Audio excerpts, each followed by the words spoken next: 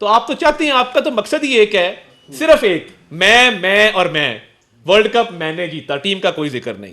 मैं ये कर दूंगा, मैं वो कर दूंगा, मैंने ये किया, मैंने वो किया, मुझे आपकी सकाफत बेहतर पता है, मुझे आपकी तारीख बेहतर पता है, मुझे आपका जोग्राफिया बेहतर पता है, मुझे आपकी बाकी मामलात का बेहतर पता है।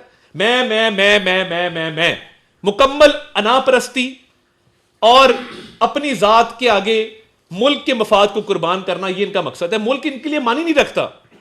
आग लगा दो, कभी गुलामी का नारा लगा देंगे, कभी गुलामी तस्लीम कर लेंगे।